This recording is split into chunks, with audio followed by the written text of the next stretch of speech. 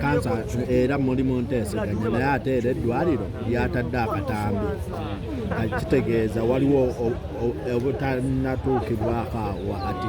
Enteeseganya zigenda mu maaso bulungi. Akatambi ako tekanya kikakyusa mu musango guno flowinga bulungi, tezirina kizitaataaganyiza era tujja kgenda mu maaso nga bwe tweyama tulabe nga tuleetawo okutabagana, enjuyi zonna zikole ki zikwatagane. Enkola enungamu bwe muba mufunye obutakkaanya musobola okudda ebbali ne mukkaanya ne musalawo, si kuddukira ku poliisi ku kooti buli kaseera. Ensonga nyingi kyemanyi eziggwera eri zisinga ze baleeta eno. Okitegedde? So okutabagana tekulinako obuzibu ate tezitegeeza nti oba okkiriza emisango. Enkola bagikiriza mu kooti bagiyita alternative dispute resolution oba okugiyita mediation. It is a very legal process gye bakkiriza mu mateeka.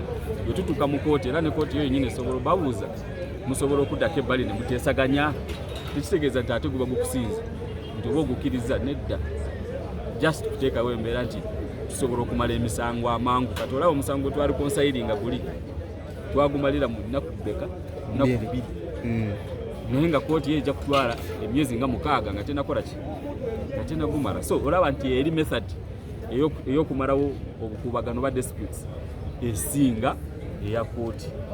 Alternative dispute okuteesa ne mumalira emisango ebweru kisingako okugireeta mu kooti era it's the best method of dispute resolution.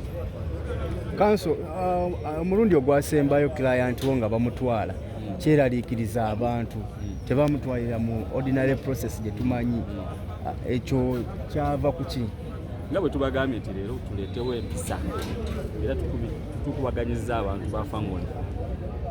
bafangoni soldiers baleetawo nnyo akazito ku kooti.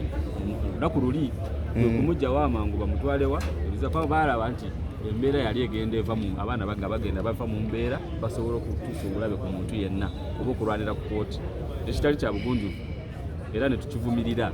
So olunaku lwaleero tuba tukubiriza abantu bagezeko okwekontrolinga bakuuma empisa tulabe nga basobola omuleeta, kubanga bwe tutaakuuma empisa tebagenda muleetawo, kubanga ate bwemuleeta ate noleeta ate obukuubagano ate okulwanagana oba ate you do more harm than good. Kanso singa alien skin nolwalo kigana nalemera ni batamuwa bbeero, omusango guno guba gugenda kudda wache kiba kigenda okuddako mu musango guno? Omuntu yenna kasitaba mu mabbeero okugulira omusango kutandika owoza bbeero kiri nti owoza ng'ova waka, bwe bagikuma owoza ova luzira kyekimu kitegeeza bagenda beerayo luzira paka omusango gunaggwa. Bbeero bwe bagikuma oli waddembe okusaba bbeero eno omulundi omulala osobola okubeera ng'osaba, bwe bagikuma kati ekyo ojja kusaba n'eruli ojja kusaba paka bwe balikikuweera oba paka emisango egiri kuweera yo bwetyo bweri. Olunaku olwaleero tusuubire ki? Mande twakola bail application ne tupresenti nga abagenda okweyimirira kibanda ne Julio era kooti ne tugamba olunaku lwaleero egenda kuwa ensala yaayo. Tusuubira nti ejja considering application yaffe etuwe bail naye nga batukuutidde okukuuma empisa ku kooti tetuteekako kavuyo.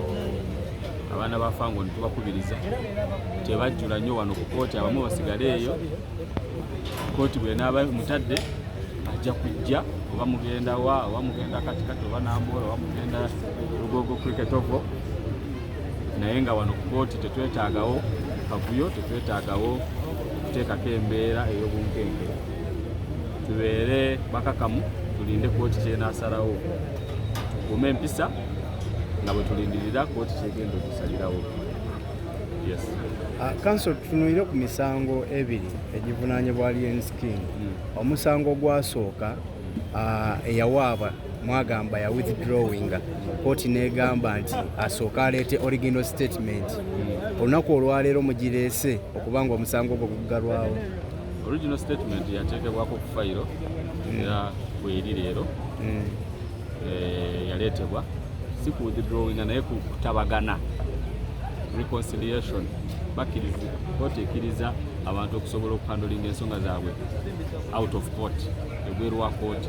Kyetwakola ne tutabagana ne tumalawo ensembiranye ezaaliwo era fayiro tugenda saba kooti ekikulozinga basaba avunaana okubeerawo olunaku olwaleero mwamukontaktinze mukakasa nti waali twamukontaktinze olunaku lwajjo naye kati sinamulabako tusuubira nti ajja kulabikako bw'atalabikako lowooza tekireetera era kooti okusigala nga omusango gukyaliwo either abeerewo oba additional statement ebeerewo already additional statement kweri akitegeeza eyo keesi egenda bbanga evuddewo bagenda gikulozinga kazi batugamba tuleete either additional statement oba complainant twalabyeko ebigambibwa nti Alien Skin yazze mu nteeseganya n'ab'ensambya.